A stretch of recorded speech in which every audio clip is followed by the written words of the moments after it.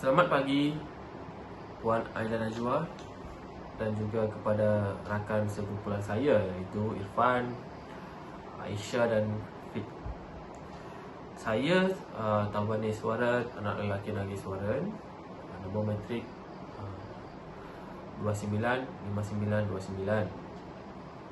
Pada pagi ini saya akan membuat pembentangan tentang tajuk dasar-dasar kerajaan mengenai COVID-19. Bagi pada pembentangan tersebut, bahagian saya adalah pengenalan.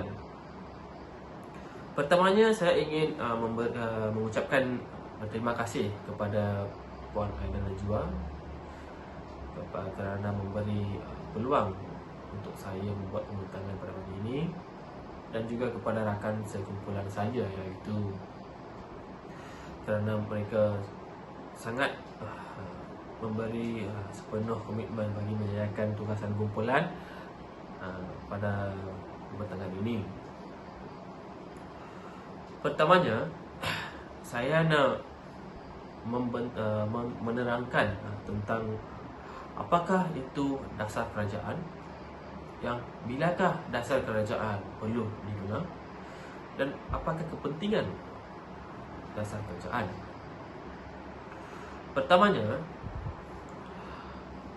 keselamatan sesebuah negara adalah amat penting untuk dipelihara oleh kerajaan dan rakyat sesebuah negara tersebut. Keselamatan negara boleh diklasifikasikan sebagai keselamatan sebuah negara termasuk rakyat, ekonomi dan institusi di dalam negara tersebut. Sehubungan dengan itu, dasar keselamatan yang ditubuhkan oleh kerajaan sebuah negara adalah untuk melindungi keselamatan negara melalui ancaman, bukan melalui ancaman ketenteraman pihak luar. Pada zaman modernisasi ini, keselamatan negara melalui ancaman bukan ketenteraman, seperti ancaman ekonomi, ancaman pengganas, ancaman tenaga, ancaman kesihatan, ancaman teknologi, jenayah, rentas sempadan, makanan, dan sindiket pengedaran dadah menjadi dasar keselamatan kepada sesebuah negara. Seperti mana kita semua tahu, mulai tahun 2019, ramai orang telah mengakibatkan oleh wabak COVID-19 yang telah menghapus berjuta nyawa di seluruh dunia. Negara Malaysia juga terkena dengan ancaman virus tersebut pada 25 Januari 2020, di mana mendapati kes pertama telah dilaporkan oleh pihak Kementerian Kesihatan KKM. Ya. Oleh itu, kerajaan Malaysia telah mengambil beberapa inisiatif untuk menghadapi menghadapi pandemik COVID-19 dengan menubuhkan beberapa dasar kerajaan baru. So, jadinya dasar kerajaan mengenai COVID-19. Dasar yang pertamanya adalah Perintah Kawalan Pergerakan PKP. Yang kita semua tahu, selepas melaksanakan PKP ini, ramai orang telah menghilang sumber pendapatan, dan juga mereka susah untuk menampung kos sara hidup sendiri mereka. Dan bagi menghadapi masalah tersebut, kerajaan sekali lagi menubuhkan dasar baru, iaitu bagi memberian bantuan kewangan kepada mereka yang mengalami masalah kewangan, dengan menubuhkan dasar pemberian bantuan kewangan, iaitu Bantuan Prihatin Rakyat BPR pada kepimpinan Perdana Menteri yang ke-8 iaitu Tan Sri Yassin, dan seterusnya Bantuan Keluarga Malaysia yang BKM, iaitu pada masa kepimpinan Perdana Menteri yang ke-9 iaitu Dato' Seri Ismail Sabri. So di sini saya cuma peringatkan dasar-dasar kerajaan ini amat penting. Jadi masalah pada isu yang COVID-19 ini, kita perlu mengamalkan dasar-dasar tersebut. Itulah daripada saya. Sekian, terima kasih.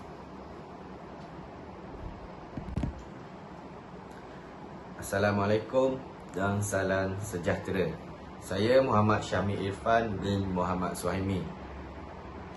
Nombor matrik saya adalah 295854. Topik saya pada hari ini adalah isu, masalah dan cabaran di dalam dasar kerajaan mengenai pandemik COVID-19. Seperti mana yang kita tahu, Malaysia menghadapi kegagalan pengekangan kluster Seri Petaling ketika krisis politik, dan punca kluster Seri Petaling adalah daripada Perhimpunan Tabligh. Seperti mana yang kita tahu, Perdana Menteri kita yang ke-7 Tun Dr. Mahathir dan Menteri Kesihatan Dr. D. Zulkifli Ahmad telah meletak jawatan pada ketika itu. Dan Malaysia tiada menteri selama 2 minggu sehingga pelantikan Ahmad Baba. Kita hanya mendengar nasihat dari Kementerian Kesihatan Malaysia untuk mengurangkan pendedahan orang ramai. Seterusnya, pelaksanaan pilihan raya Negeri Sabah 2020 yang ke-16.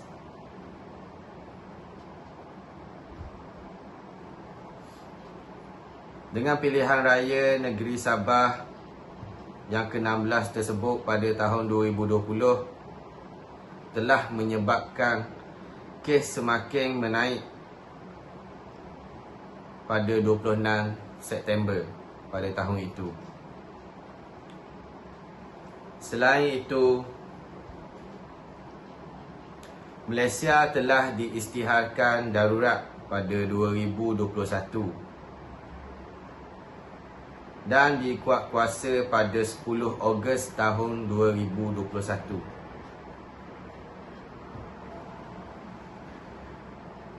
Dengan peristiharaan darurat, rakyat sukar untuk menjalankan aktiviti seperti biasa, contohnya pekerjaan dan lain-lain.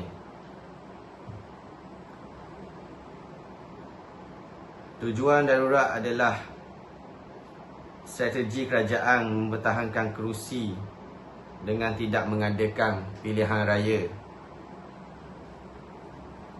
di mana pilihan raya seterusnya akan diadakan di Great Perak.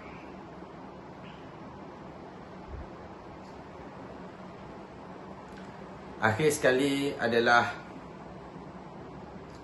penutupan sidang parlimen di Malaysia. Seperti mana yang kita tahu, pihak pembangkang tidak bersetuju dengan penutupan sidang parlimen dan tidak ramai menyokong untuk membuka semula. Penutupan sidang parlimen di Malaysia dapat mengelakkan ancaman COVID-19 dan kalangan ahli politik serta para pekerja parlimen. Sekian topik saya pada hari ini. Antara penambahbaikan dasar kerajaan mengenai pandemik COVID-19 adalah memperketatkan syarat kemasukan, memperluaskan penggunaan digital dan mewajibkan vaksin. Yang pertama, memperketatkan syarat kemasukan bermaksud menghadkan kemasukan pelancong ke dalam Malaysia, terutama daripada negara China, yang seperti kita sedia maklum adalah menjadi negara yang titik permulaan COVID-19. Pemeriksaan ketat sepatutnya dilakukan di pintu masuk negara seperti swab antigen pengesan COVID supaya penularan dapat disekat. Selain daripada itu, produk import yang masuk daripada luar negara haruslah melalui proses sanitasi yang teliti sebelum sampai ke dalam Malaysia dan sampai ke tangan penerima ataupun pembeli. Dan yang kedua adalah memperluaskan penggunaan digital sekaligus mengurangkan perjumpaan secara fizikal selain dapat menggunakan kemajuan seiring dengan peredaran global masa kini. Dalam sektor pendidikan, pembelajaran boleh dilakukan secara atas talian. Setiap pembelajaran, pelajar boleh mencapai pembelajaran dalam portal-portal ataupun platform pembelajaran. Dalam sektor ekonomi pula, dapat meningkatkan produktiviti secara menyeluruh, bukan sahaja di dalam Malaysia, malah mampu di seluruh dunia walaupun kita masih dalam fasa pandemik. Peniaga masih mampu berniaga walaupun aktiviti jualan secara fizikal diminimumkan. Dan yang terakhir sekali adalah mewajibkan vaksin terhadap yang menolak kebaikan vaksin ataupun dikenali sebagai anti-vaksin. Kerajaan boleh mengambil tindakan tegas terhadap rakyat yang ingkar arahan kerana ternyata vaksin antara faktor pengurangan penularan jangkitan wabak yang boleh meragut nyawa ini. Assalamualaikum dan salam sejahtera kepada Puan Aida Najwa selaku pensyarah kita dan kawan-kawan sekalian. Saya Siti Aisyah binti Sidi, nombor matrik 295921 akan membentangkan tentang kesimpulan dasar kerajaan mengenai COVID-19. Seperti yang kita tahu, dengan pelaksanaan dasar kerajaan yang efektif seperti memperketatkan kemasukan warga asing ke dalam negara dan pemeriksaan kesihatan yang ketat di pintu masuk negara dan mengehadkan jumlah kemasukan warga asing ke dalam negara, penularan wabak COVID-19 mampu dibendung sebelum merebak atau menjadi lebih rumit. Seperti yang kita tahu, sewaktu COVID-19, peniaga-peniaga kecil aktif di dalam penjualan online ataupun atas talian. Dan dari segi pendidikan pula, seperti yang kita tahu, kebanyakan anak-anak menjalani pembelajaran dari rumah.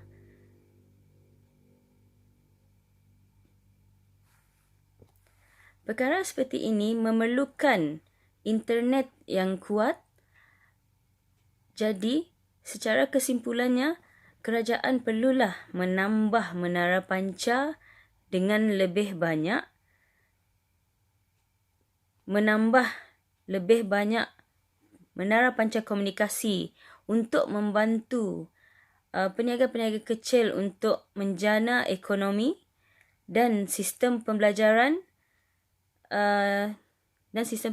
di samping dapat mengurangkan perjumpaan secara bersemuka yang seperti kita tahu boleh menyebarkan virus COVID-19. Kejayaan kerajaan dalam menangani wabak berjangkit ini diharapkan ekonomi Malaysia pulih seperti sedia kala dan bertambah maju seiring dengan negara maju yang lain. Sekian daripada saya, Siti Aisyah binti Sidi. Assalamualaikum dan salam sejahtera. Terima kasih.